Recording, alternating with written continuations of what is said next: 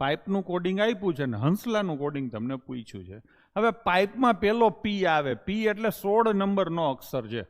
તો અહીંયા જુઓ એને 16 જ કર્યા છે. પછી આઈ એટલે 9 નંબરનો અક્ષર છે.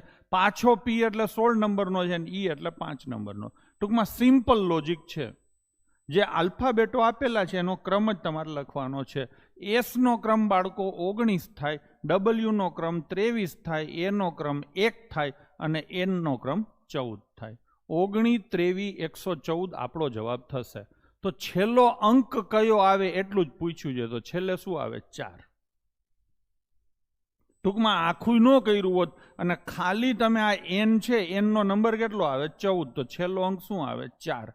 આવું તમે ટૂંકમાં કરી શક્યા હોત. પણ આપણે આખો પ્રશ્ન એટલા માટે સોલ્વ કર્યો છે કે આવનારી તમારી કોઈ પરીક્ષાઓ છે તો એમાં આખો પ્રશ્ન હોય તો તમારે કઈ રીતે કરવો જોઈએ એ કહેવા માટે થઈને આગળ જઈશું. સમીકરણોની અદલાબદલીનો એક સરળ પ્રકારનો ક્વેશ્ચન છે. બધી નિશાનીઓ અદલાબદલી નથી કરવાની, પ્લસ અને માઇનસને અદલાબદલ કરવાના છે, ગુણ્યા અને ભાગ્યાને અદલાબદલ કરવાના છે. ચલો, તો સૌથી પહેલા આપણે આંકડા લખશું 35, 30, 3, 3 અને 17. હવે પ્લસ છે તો એનો માઇનસ થશે, માઇનસ છે એનો પ્લસ થશે. યાદ રહી જાય એવી અદલાબદલી હતી. ગુણિયાનો ભાગાકાર થાય ને ભાગાકારનો ગુણિયા થાય. બસ થઈ ગયું. તો પેલું ઘર આપણું અહીંયા બનશે. ગુણાકાર ભાગાકારને પૂરી દો એટલે એક ઘર બને. બરાબર ને? આ બીજું ઘર ને આ ત્રીજું ઘર. આવી રીતના 3 ઘર બનશે. આ ઘરમાં તો એક જણ જ વસવાટ કરે છે એટલે આનું તો કાંઈ સાદું રૂપ આપવાનું થશે નહીં, ખાલી આટલું જ આપવાનું થાય. 3 ભાગ્યા 3 કરો તો કેટલા આવે હસમુખ? 1. 1 ગુણ્યા 17 એટલે 17. તો આ ઘરનો હિસાબ કેટલો થશે? 17. હવે 35 માંથી 30 જાય તો 5. 5 અને 17 કેટલા થશે બાળકો? 22. તો જવાબ આવશે ઓપ્શન બી 22. ચલો, એના પછીનો ક્વેશ્ચન લઈશું. કમ્પેરિઝનનો ક્વેશ્ચન છે. ચડતા ક્રમમાં ગોઠવવાના છે બધાને. હવે અહીંયા કેવું છે કે આખો ક્વેશ્ચન કરવો પડશે. કોણ સૌથી ઊંચો ને કોણ સૌથી નીચો એટલું કહેવાથી જવાબ મળવાના ચાન્સીસ ઓછા છે. એટલે આપણે આખું લાઈનમાં લખતા જઈશું. એટલે લાઈક તો કરતા જજો, લાઈક તો કરજો ગડબાઓ. મારું ધ્યાન ભણવામાં છે તો પાછળ તમે બધું લડી લેજો ને હાચવી લેજો. લડી લેવા કરતા બાકીનો વહીવટ તમે હાચવી લેજો, હો ને? ચલો, એક્સ એ વાય કરતા ઊંચો છે એટલે એક્સ ઊંચો છે વાય કરતા. થઈ ગયું. બીજું વાક્ય, ઝેડ છે એ પાછો એક્સ કરતા ઊંચો છે. લ્યો, ઝેડ છે એ એક્સ કરતા ઊંચો છે પરંતુ ટી કરતા નીચો છે. તો ટી કરતા નીચો છે. લાઈનમાં જ આમ તો પતી જાય છે, કાંઈ હખડ ડખડ નથી કર્યા. ડબલ્યુ છે એ એક્સ કરતા નીચો છે અને વાય કરતા ઊંચો છે. ડબલ્યુ છે એ એક્સ કરતા નીચો છે અને વાય કરતા ઊંચો છે. તો આ બે જણને હું અહીંયા ચોંટાડી દઉં, ઝેડ અને ટી. બસ થઈ ગયું. તો આમે ઉતરતો ક્રમ લખ્યો છે. તમને એને ચડતો ક્રમ પૂછ્યો છે, આથી ઉલટું આવે. Y W X Z T. Y W X Z T.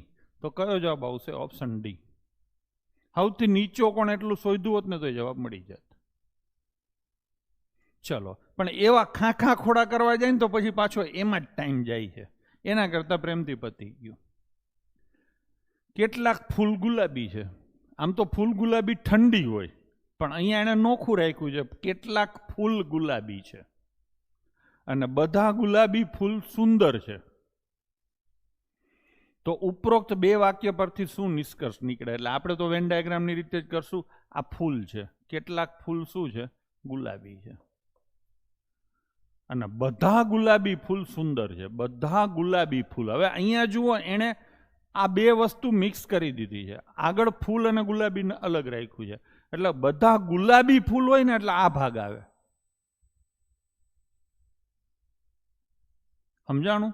બધા ગુલાબી ફૂલ એટલે આ ભાગ આવે. આ ભાગ શું છે? સુંદર છે. આકૃતિ કરવી હોય તો આમ કરીને આમે હું કરી શકું છું. એટલે થોડોક અટપટો ક્વેશ્ચન છે. અહીંયા કદાચ ભૂલ તમે ખાઈ જાઓ. બધા ફૂલ સુંદર છે, ખોટી વાત. અમુક ફૂલ સુંદર છે, બધા ફૂલ સુંદર નથી. કેટલાક ફૂલ સુંદર છે, સાચી વાત છે. ફૂલનો થોડોક ભાગ સુંદરમાં જાય છે. કોઈ ફૂલ સુંદર નથી, ખોટી વાત. બસ થઈ ગયું. તો જવાબ શું આવશે? ઓપ્શન બી, કેટલાક ફૂલ સુંદર છે. એના પછીનો ક્વેશ્ચન લઈશું. 40 છોકરા એક હારમાં ઊભા છે. વેદાંત જમણી બાજુથી 14મા ક્રમે છે. આ જમણી બાજુ છે કેટલામો ક્રમ? 13 છોડીને વેદાંત મારો 14મો છે. અને ટોટલ આ કાચની પેટીમાં હસમુખ આપણે વસ્તી કેટલી કરવાની થાય છે? 40ની. આ 14 થયા તો અહીંયા કેટલા હોય? 26. પેટી થઈ ગઈ પેક.